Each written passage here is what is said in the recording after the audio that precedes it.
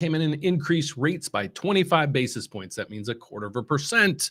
So as you guys come in, if you would, I'm going to wait just a minute because there's a little lag effect on a lot of these things. But as you come in, please let me know where you're coming from. Give me a thumbs up, give me a thanks, whatever. I just want to make sure my audio is working. You guys can hear me, see me. And this is, guys, I'm here for your questions. I'm going to go over market details and what the market's doing right now. But please interrupt at any time because this is a back and forth scenario, because I want you guys to be educated when it comes to financing. We're going to talk about stocks. We're going to talk about the bond market. We'll talk about crypto if you guys want to. We can talk about what the Fed does and everything else. But as you guys come in, please just let me know where you're coming from. Let me know if the video and audio is good, and I will progress through where my agenda is taking us. So the first thing we want to talk about is what the Federal Reserve did. Well, they came in and they increased interest rates by 0.25%. So again, what that is they're affecting the federal funds rate. How much it cost one bank to basically lend to another bank. It's that cost. It doesn't have anything to do with your credit card rates and mortgage rates and things like that, but it will have a retro effect eventually. You might hear in the background some clapping or cheering. That means mortgage rates. Every time you hear that, another lender just posted mortgage rates and those rates went down a little bit. So it might get a little annoying. It won't last that long. And if it gets too annoying, I'll turn it off. So without further ado, let's get over to see what the bond market's doing. And we're going to go through all kind of stuff today, guys. So Miss Splash, thanks for joining me. That might be, are you the one that was in downtown Chicago that I spoke to this morning? If you are, just, let me know where you're coming from, folks. And here from Southwest Washington, Buzzer Baby. So thanks for joining me, guys. Okay, so let's get to it. Here's what's happening in the markets. So we have the 10-year Treasury. It is down 0.16. There's a big reversal in the market because all of a sudden what happened in the stock market, the Dow Jones went up like 300 or 400. And now it's kind of plummeting from there. But you can see over here in the MBS markets, some of these, it's some good news, especially with the bond markets. So right here, we're seeing the MBS market is up 36. That means we'll probably see about a 0.25% reduction in mortgage rates. So you're seeing that across the board. I can go down through here. The one area that I wanted to share with you guys is the transcript that the Federal Reserve said. So what I like to do is, remember I said in yesterday's video, I'd like everybody to explain to people, you have to really talk about things and you have to understand the wording behind everything. It's like when Federal Chairman Powell speaks, every word is dissected. And you know what I'm going to do as well here? Let's see. I think I should have it on the board. Here it is. So I know it might be a little bit hard for you guys to see. Let's see if I can zoom in. I can't really zoom in on this screen because it's a shared website that I'm on.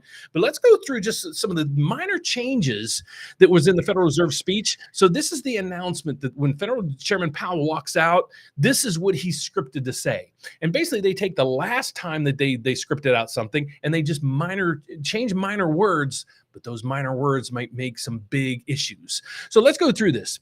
Recent indicators point to the modest growth in spending and production. Job gains have, and it went from been robust to picking up.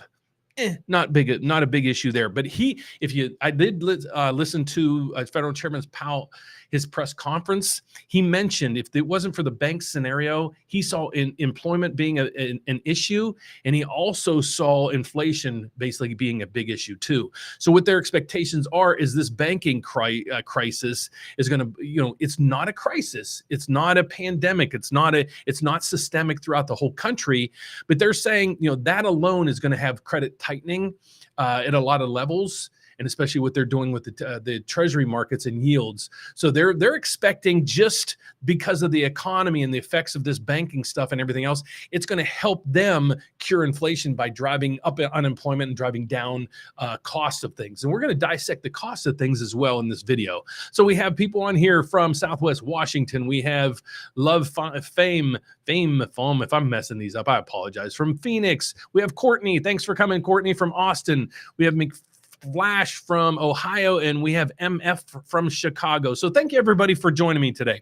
So let's go through the rest of this transcripts. I won't go through all this. What I'll try to do as soon as the video is over, I'll put this transcript down below so you guys can click it and you can look for yourself, because again, the goal here is, guys, is to teach you how to fish. Okay. What I mean by that is, instead of me doing all this for you and you relying on people, don't rely on anybody. Do it yourself so you can make an unbiased decision on what you want to do. Like in this, some cases we have, is it a good time to buy a house? It's not my thoughts and things that should make that decision for you. You guys make that decision. And if you want to do something, reach out to us to help. If you want to buy Bitcoin, okay, do the research before you buy. If you want to do all this stuff, please do your research. But I'm going to go through and let's just caption the areas that they switched. Okay, so they said in recent, and then it says months, and then it's months. I don't know why they corrected that. And are basically talking about the employment picking up in recent months and are heading at a robust pace. They added that. Okay, they just said previously it was been robust and picking up. The unemployment rate has remained low. Inflation remains elevated. The previous speech they had, and you can see in here that it says inflation has eased somewhat, but and they took all that out. So they're seeing inflation there. The U.S. banking system, they switched from the Ukraine and Russian war. They switched it over to the U.S. banking system is sound and resilient. Recent developments are likely to result in tighter credit conditions for households and businesses and to weigh on economic. It went from hardship, it changed it to activity, hiring, and inflation. The extent of these effects is uncertain, and he had all kind of other stuff between that and so forth. Here's the interesting part, and this is for you fellow lenders and realtors and people really focused in on the market. Here's where we want to focus in on. I'm going to explain why, and I'm going to show you why here in a minute. Right through here, it says the committee seek to achieve maximum employment inflation at a rate of 2% over the long run. In support of these goals, the committee decided to raise the target range of the federal funds rate to, and it was 4.5. Now it's to 4.75 to 5. Okay, it was from 4.5 to 4.75. So now it's 4.75 to 5. Okay, that's what I want you guys to focus in on. Okay, so now let's keep going through here. But is there anybody else? We got people in from Michigan, Louisiana, fellow lender from Louisiana. Hey, thanks guys for coming on. So let's go to the next thing. Here, I did an interesting thing. I took this data and I said, if I put this into AI, so it was kind of cool. I put it in the chat GPT or whatever it is, and I dumped in the transcripts, and basically here's what it came out with. So here's the transcript that I uploaded to chat GPT.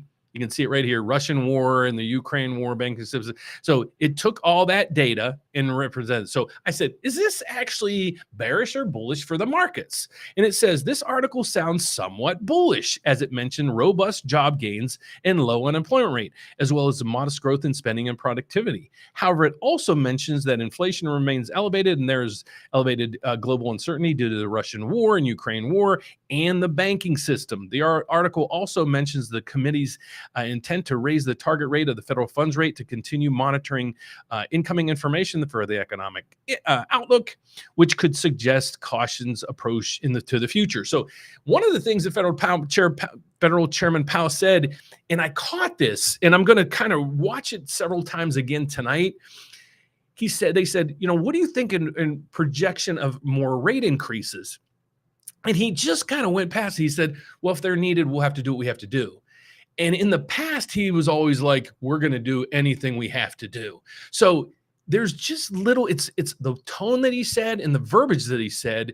I think we're going to see a nice little rally in bonds and in stocks, probably the same thing as a lot of economists and a lot of us really dissect this speech, because unfortunately, you hate to say it this way, but we shouldn't be at the mercy of the Fed to make all of our financial decisions. But unfortunately, right now, that's what's happening. So if we go back to the futures index, because what I'd like to understand is, a lot of people will say, well, rates are going up, rates are going down, rates are doing this.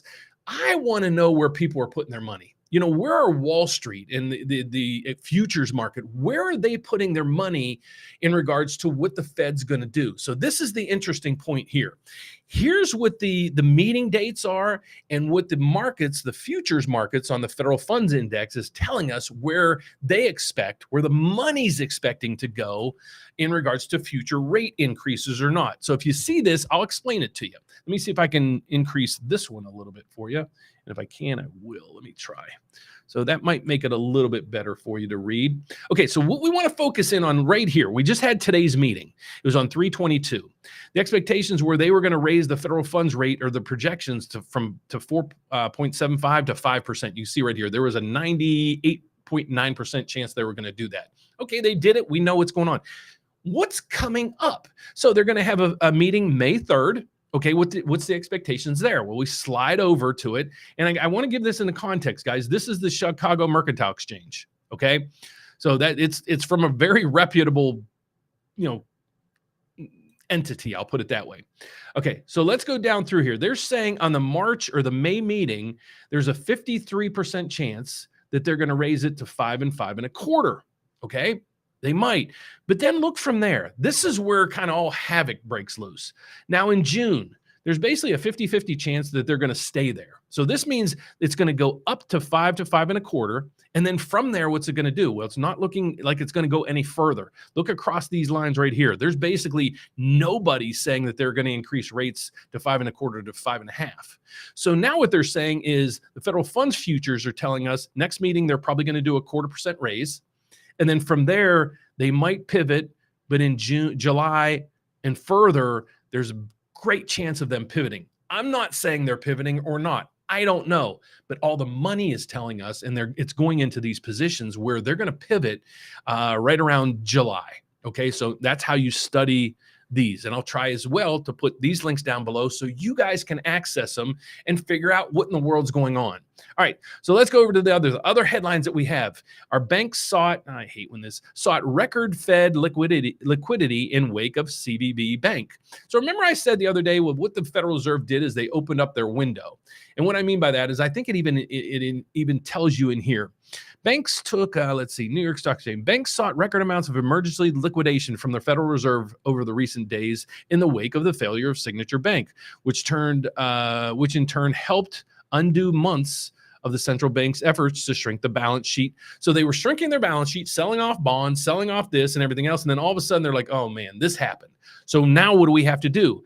Well, banks took an all-time high, $152 billion from the Fed's traditional lend of last resort facilities known as the discount window. So remember I said yesterday the Federal Reserve opened their window to banks to say, if you guys think you're going to have any liquidity issues, bring your good assets to us, meaning AAA corporate bonds, your treasuries and everything like that. We'll hold that as an asset because you holding it as an asset is actually hurting you. Okay, it's hurting you because the value as rates go up, the price of these bonds are going down. So they're saying, bring us all those high quality bonds and investments you have.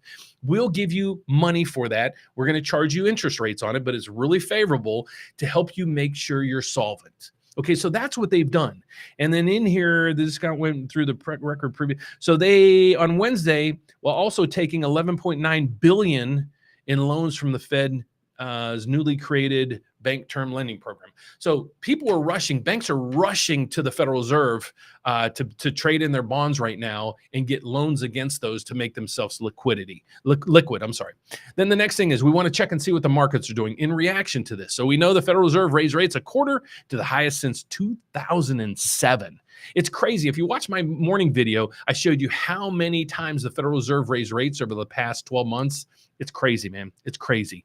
The next thing is we want to talk about is what the overall markets are doing. But what I want to focus in on now is something right in this wheelhouse.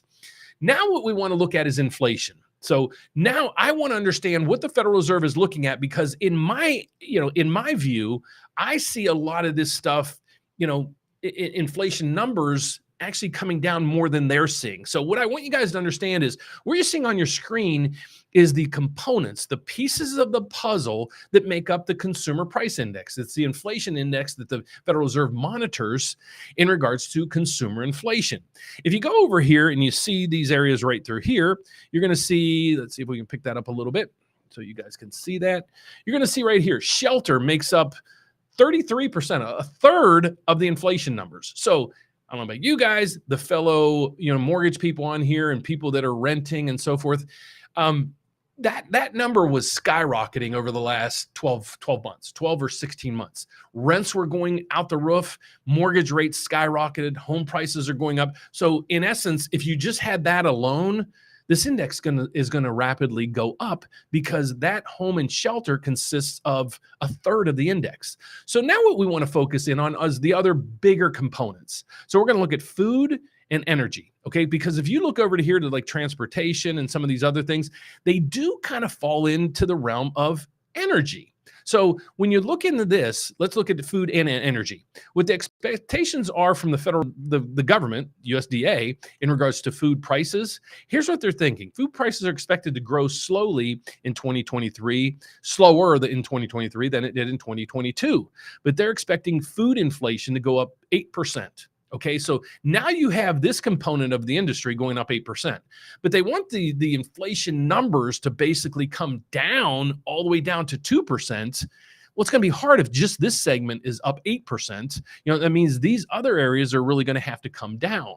Okay, so, and then when we're looking at shelter, again, we know what's going on with shelter. Let's look at energy. Now, here's the area that you guys know if you follow me on a daily basis. This is the area that really ticks me off, and I'm trying to figure out what in the world's going on? Why are gas prices so high? So you look into gas prices, and we're going to go right here through to Brent crude. Okay, so here's what we're looking at. It's up today 0.53. Okay, is that a big deal? Well, you decide. Here's the 1-year chart. So this is the 1-year chart of where oil was and where we are. So it was at $120 a barrel, and today it's at 70.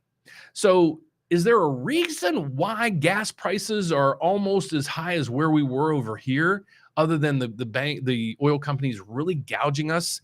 And that's what I'm also working on the back end to show you guys how most of these oil companies, the Q4 of last year had record. And when I say record profits, they had record profits. Okay. And then another area in here that we want to look about with the consumer inflation, medical care services. Pfizer and the other company that had the vaccine, Moderna came to the Congress and said, we need to triple. It was more than triple the price of COVID shots.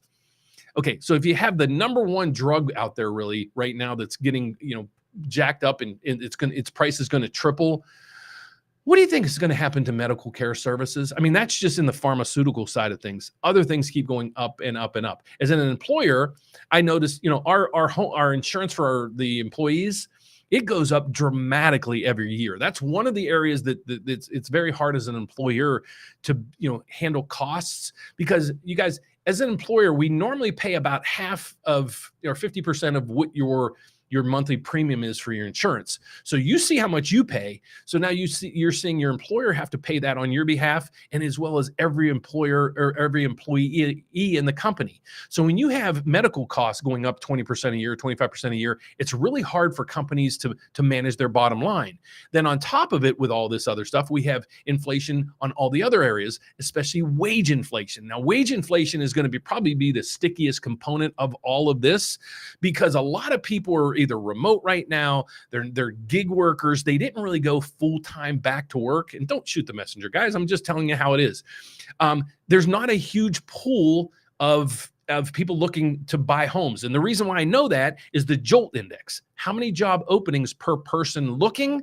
There's two jobs openings for every person looking. And that number is pretty much staying consistent. So a lot of people are not going back to work. And thus, the ones that are working, they can demand more income, more higher wages. So that's going to be really, really sticky. Let's see what else I got. Oh, and then another thing in the news. Barney Frank, who was the creator of the Dodd-Frank bill, sits on the board of Signature Bank that was closed down last week. Now, what he's saying is, and I didn't look into this, but I just find it ironic. He's basically saying this is where was it? This is basically I want to find it for you. Where did it go? Well, he's basically saying this is political. He's saying the political people don't like what he's doing and they're against crypto. Basically, they're against crypto, he's saying, and that's why they really crack down on the bank that he sits on the board. And then the economic calendar for today, I didn't go over it this morning, but I want to show you guys where that is. We have crude oil. Now, here's another thing in the wheelhouse of the crude oil. Crude oil is right now, the previous reading was there was a 1.5 million barrels, or this is 1.5 barrels of oil in reserves. The expectations were a negative 1.5, and we came in at 1.17 positive. So that is a huge miss. So whoever does these crude oil inventories, does the forecasts, I mean, maybe they should be replaced, because you basically missed it by double. Okay, so that's that part of it. And then the Federal Reserve came out and they did say that they were raising rates, the federal funds rate from 4.75 to 5%. So that is my spiel for today. So let me bring me up on the screen and let's start answering those questions you guys have. Do you like my backdrop? And if Kyle's on here, yes, I've turned on my light bulb back there. But before you guys say anything, I know my picture's crooked. I just got yelled at by a couple employees, so I'll be fixing that after this. It looked actually right on the screen, but when I look behind me, it's really crooked. Okay, guys, start asking your questions. Let's see. We're gonna go down through. You got people from Phoenix, Austin, Ohio, Chicago. Thing is going as planned. Things is going as planned. Fellow, here we go. We got fellow, I'll just put this up here. Fellow lenders in Louisiana. So guys, we even have lenders watching our channel. And if you would, XRP, if you can comment, let me know. And I'm interested what your comment would be. Why are you on here? And do I provide the truth? Or and no filters, and I don't know who you are. Let me know if my channel is, is as unbiased as I'm trying to be. And please be honest. I'm trying to just give you guys content so you guys know what you're doing. Got people in Michigan, Queens, New York. We finally got licensed in New York, and we closed our first loan about 2-3 months ago, and now we're more and more loans are coming from New York. So thanks, guys, for finding us. You guys have a market that's really, I won't say difficult, but I've been in the lending field for 34 years, and I've never been able to lend in New York. And now that I'm a federally chartered bank, I can lend there. And I think once people discover us and what we can do and how we can help you, the floodgates are going to open up because we can help you quite a bit with the things we do. Mr. Rogers, you're here every day. Thanks, man. I greatly appreciate you supporting the channel. And, you said, Mr. Frio, good job. Thank you so much. Let's go to the next question. But guys, I need your feedback on here because that's why I'm doing this. So let's go. My employer hasn't raised insurance costs in 10 years. So you are lucky. I have a lot of people in my family that work I'm originally from West Virginia. So a lot of my family members work back there and they work at, mills. We call them mills. They're like steel mills.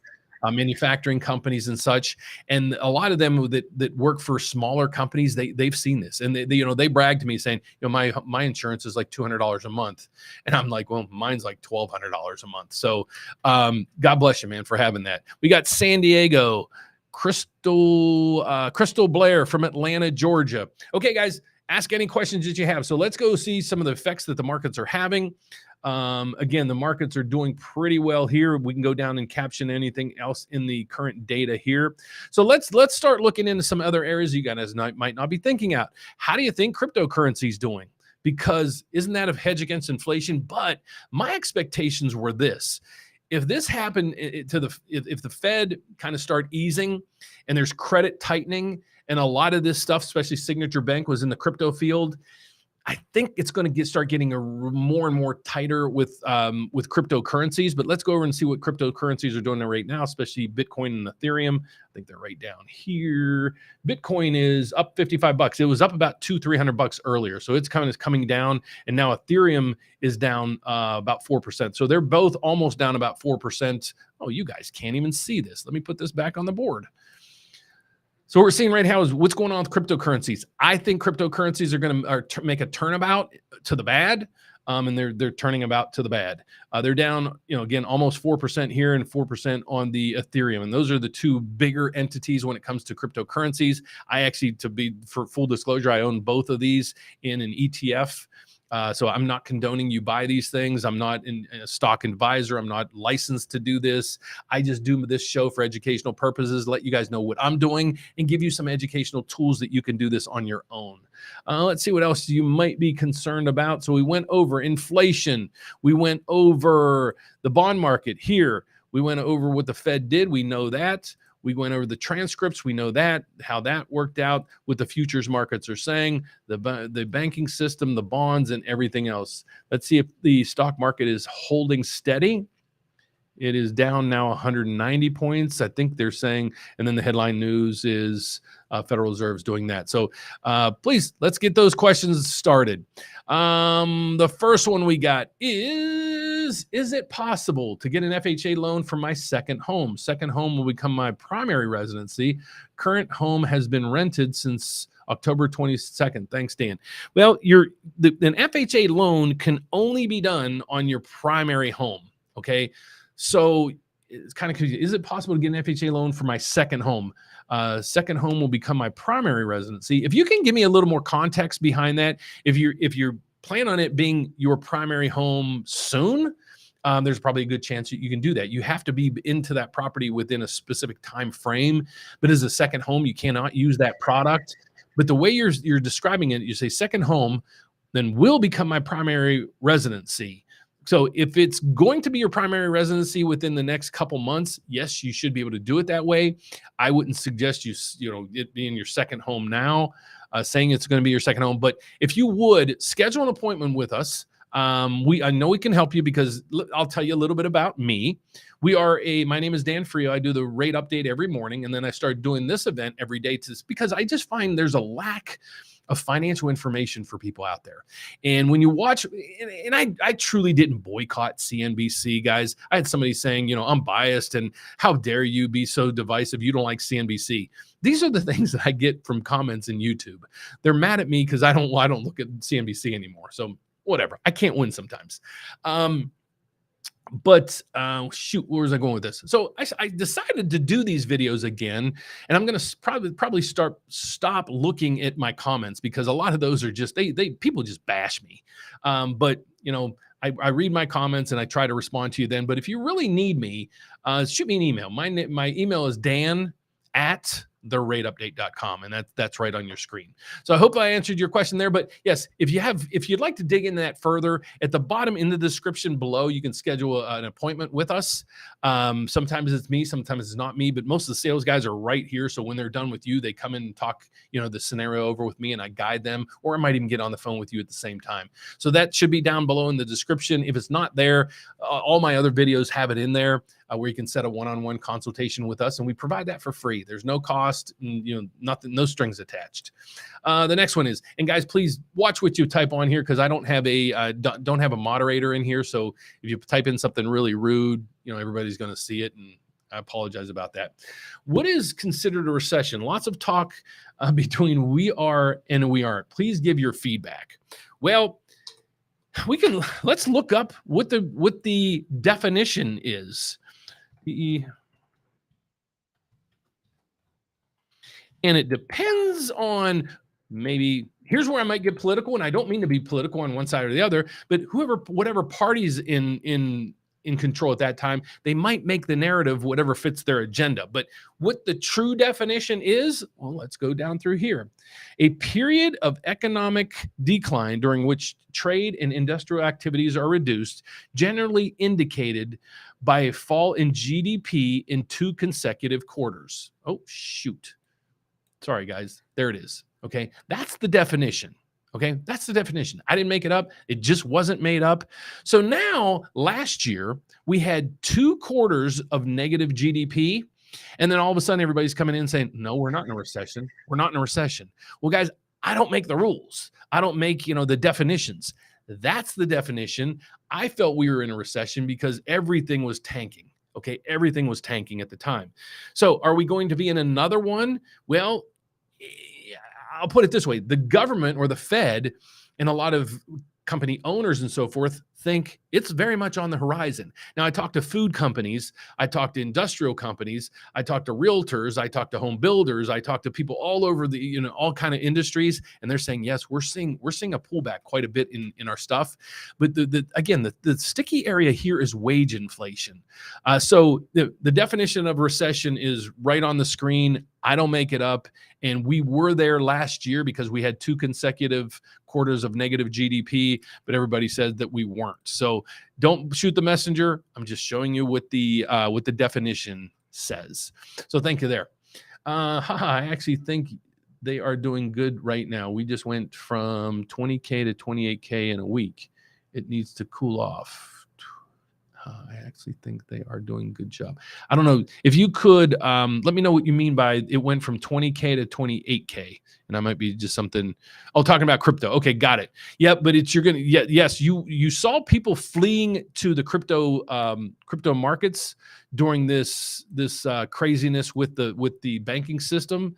And so here's what my thought is: short term, it's going to be a sell on my radar. Long term, I still hold it. I'm going to probably hold it and I'll pass it down to my kids. Hopefully, it'll be worth $1 gazillion at that time. But it is speculative.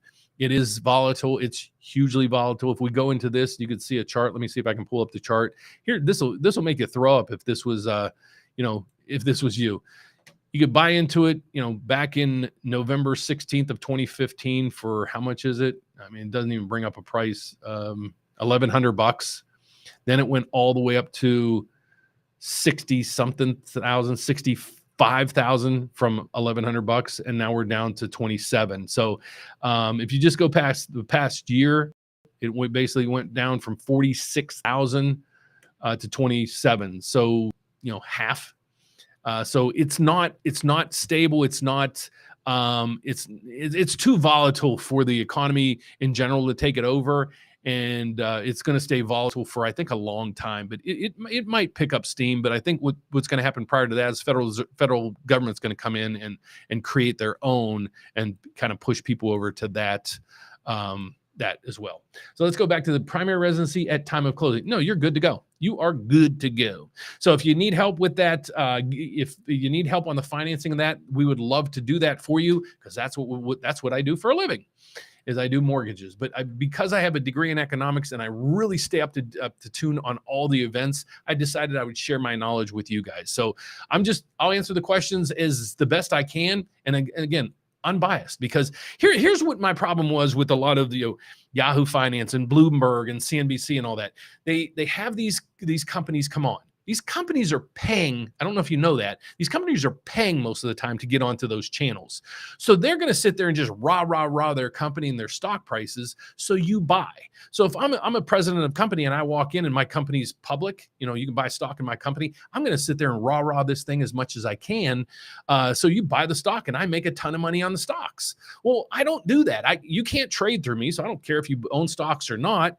I own a fractional piece of a lot of these things. So you buying and selling isn't going to really affect my holdings. So that's why I'm just going to tell you guys how it is.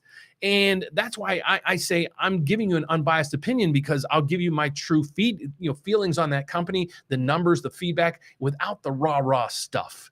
Okay, so let's go to the next one. So thanks for the questions, guys. I thought we were going to be on here with no questions. I was going to say, well, this is going to be a fast one. If houses are pushing past 30 days on the market in my area, do you think it's possible for the seller to pay closing costs? I understand the difference for every situation. Yes. So what you might want to do, if houses are pushing, yes, what you might want to do is, once they start pushing past 30 days, go to the seller, because what the seller is going to do is they're going to start working with their realtor right now saying, why aren't we getting any traction? And you got to think right now, if somebody's putting their house on the market, they probably really want to sell that thing, because people like myself, I almost put my house on the market last year for like $200,000 more than it was worth. I'm like, if I can get it, I'll sell it. My wife says, nope. So I didn't sell it. You can see who makes the rules in my family. But right now, if people are putting their house on the market, they probably really want to sell it. They're not testing the waters to see if they can get an exorbitant amount of money for that. So what I would suggest you do, if it's been on the market for 30 days, the seller's probably going to start discussing this with their realtor, saying, what do we do? So that's a time where you go in. Here's the choice that they have. What can you do? Well, you can reduce the price. Well, what you can do is go in prior to that and say, okay, it's been on the market for 30 days. Maybe ask your realtor to find out if there's a reason for it. But go back to them and say, we'd like to place an offer. We'll give you asking price, and we need, I don't know the price values with this or whatever. We need $10,000 credit back to help us with our closing costs and everything else. So you, as the seller, we're going to do this, but we're going to, instead of you reducing the price, why don't I just pay you what you're asking? You give me 10,000 back, and you're basically going to be where you needed to be, or where we're going to be. and I'm getting into the house. Yeah, I paid a little bit more, but you just gave me $10,000 to put toward all this stuff that you're really getting that money back. So that's the way I would approach it. And then if it's going 60 days, 90 days on the market, maybe ask for a price reduction plus concessions. But those are some things that I would recommend that you do. Let's see the next one. We got regarding streamline refinance. How far can we use that service? 6 months, 1 year from closing date. You can do that after, well, you need to make 6 payments. So here's what happens on your mortgages. When you purchase a house, so let's say you purchase a house this month, and actually we're having sound coming up. I'm having personally my best March, the second best March in my whole career that I've ever had. So those out there that are saying there's no demand for housing, I can prove you wrong by just showing you our numbers, but I'm not going to show you my numbers. But so there is a lot there. Sorry guys, hold on one second. Okay, so but yeah, so here's what happens when you buy a house. Sorry, I got diverted. You buy a house. Let's say you buy it in March. You don't have a payment in March. You don't have a payment in April. Your first payment's going to be due May 1st. Okay. So you need to make at least 6 payments before you can do that. And now that's not because if somebody on here is a lender, that's not because I'm saying we have as a broker, I'm a lender and a broker. As a broker, what happens is if you refinance, so let's say I get you a mortgage and you refinance, pay off the house, sell it or whatever. So you pay off that mortgage that I created for you within 6 months. I owe all the money back from the bank that they gave me for putting your whole package deal together. So how we make money, let me explain to you guys how we make money. We make money by, if we broker it out, we use a company. Let's say we use Rocket Mortgage. We do use Rocket Mortgage, believe it or not. We use their wholesale division that has much better rates than their retail division. So come to us if you even want to go to Rocket. So we go to Rocket Mortgage and their rates are discounted. So let's say my rate is 5.99, but their rate on the street is 6.5. So we do the rate at 6.5, and they'll pay me a fee because they don't have to pay their loan officer inside. Because let's just break down the one person that's going to help you at Rocket. Let's say you call Rocket and you need a mortgage. So you're going to work with the loan officer there. That loan officer, I can tell you, he or she has a salary. They get commissions or bonuses on the loan that they did for you. They also get benefits. So they probably have health care, pensions, all this other stuff. Well, if Rocket gets a mortgage from me, all they have to do is pay me a one-time fee and they're done. Okay. But what happens is if that loan pays off within 6 months, I owe the money back. Okay. But that's not the case in the streamline. The guidelines truly say you have to make 6 payments before you're eligible to do this program. So it actually fits both realms. It helps us out because we won't owe our money back. And it helps, everybody out because you need to make the 6 payments anyways. So that was a great question, but a lot of people, especially tomorrow, check out tomorrow's rates. If you closed back at the end of last year, you might be looking to do this right now. So if your rate's 7 or higher, I would highly suggest scheduling a meeting with us down below, and we can talk over with rates with you and how much it would save you by refinancing. And a lot of people don't realize you can refinance. Okay, when you buy a house, you get a mortgage, you can have that mortgage forever, 30 years or whatever you have. But if rates come down where there's a benefit to refinance. So let's say, for example, you might even be able to refinance and keep the same payment, but cut the term. So let's say you have 29 years left on your loan. Maybe we can do a 25-year loan for you and it's the same payment. So now you just cut 4 years off of that. So more of your payment that you're paying in is actually going to pay principal. I don't want you to pay interest. I want to pay you to pay the least amount of interest I can. You can. So I'll give you all the tricks and tips on how to do that. Well, I'm tongue-tied today, and I got another live event tonight. So just so you guys know, we do have a live event. Kyle, Win the House You Love, and myself, we do for first-time homebuyers every Wednesday from 7 o'clock to 9 o'clock Central Time. That's 8 o'clock Eastern. So let's go to the next one. We got one. Thank you for the feedback. You bet, man. Go to the next one. What do we say? What do we have here? Do ever rates change state to state or city to city? I'm looking in multi-cities. Normally, no. There used to be kind of pods. There would be a rate sheet for the Midwest and a rate sheet for this and a rate sheet for that. I really don't think they have those anymore. Honestly, I don't look at rate sheets all anytime anymore because everything is automated. And if I showed you a rate sheet, you'd be like, seriously? There's 48 pages to a rate sheet. It's unbelievable if you saw it on our end. And for any brokers or mortgage people on here, please pipe in. You can hopefully say the same thing, because if you ever tried to manually figure out what an interest rate is, it's devastating. Thanks for the answer. You betcha. Let's see. The next thing is, what is it? What are the typical fees for refinancing? Okay, so let's just go with a streamline. Well, let's just go with the basics. You normally, in many cases, you have an appraisal fee. So let's start from the top of the fees down. Lender fees. This is one area you really got to focus in on. And if you're asking these questions, I highly suggest you visit our live event tonight. We're going to show you behind the scenes how we do all this, how we scan the whole country to find you guys the best rate in the markets. So can you find better than we find?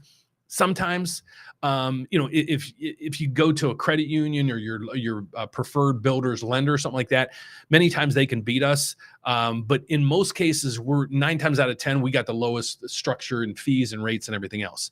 So let's go through the cost that you're concerned with. The first thing you want to be concerned with is the lender fees. This is going to be underwriting, processing, doc prep, but it could be a multiple of all kind of stuff. Normally, most of that, let's say half of that is a profit center. Okay. So when you start adding multiple fees and so forth, we have a one-time charge for processing fee.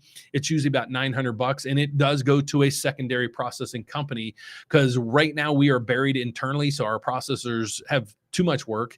So we've actually we have people on the outside that we contract to do that for us. So then the next thing you're going to go through is you're going to have appraisal, credit reports, and things like that. Okay. Many times if you're in a VA loan or an FHA loan, there's what's called a streamlined refinance. There's no appraisal needed. There's really no income needed either. But if you need an appraisal, in most cases, that's about $500. And then you'll have a credit report fee that's usually like $35. And then depending on what state you're in, you're going to need title insurance. So when you bought the house, you had title insurance, and it's really expensive. But when you refinance, it's really cheap. So for example, in Illinois, it wouldn't behoove me if I said, your closing costs for your title charges, your legal fees to buy a property, $4,000 to $5,000. To refinance, it's about $800. So there is dramatically differences, and there's a dramatically lower costs.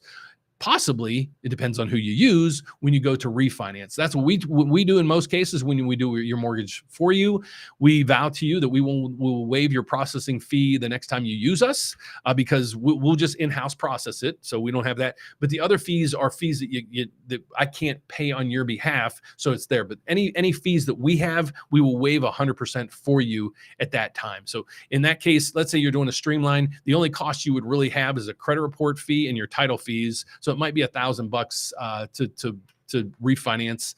But what you're going to do is, let's say you want to refinance in March. Okay, we refinance in March. Just like if you're buying a house, you won't have a payment need to be paid in March.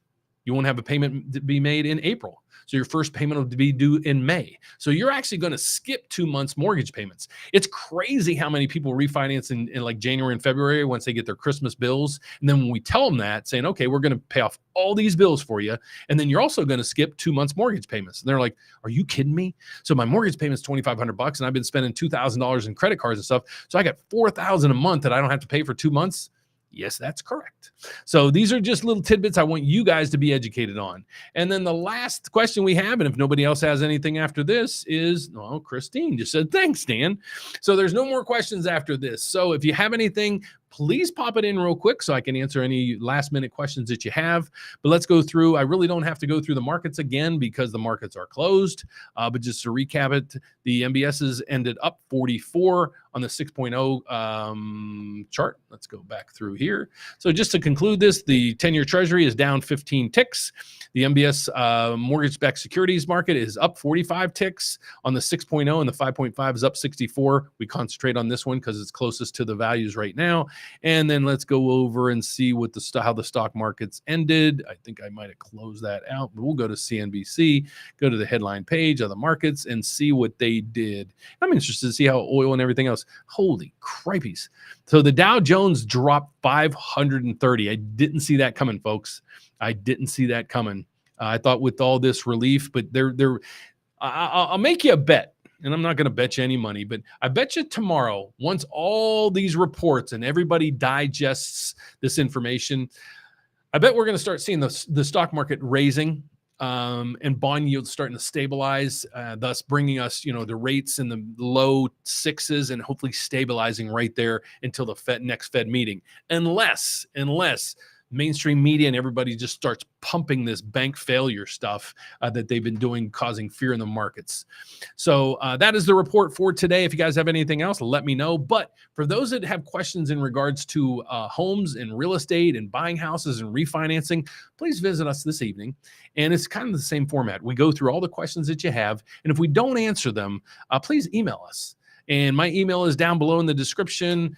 We have appointments where you can set an appointment down below in the description. There's always somebody available for you to talk to. And many times I'm here. If you'd like to talk to me, just say, hey, is Dan there? And they'll pass the phone over to me. So thank you. So hold on. Let's see what we got. We got one last question, then I'm done. What's the best way to beat your mortgage interest?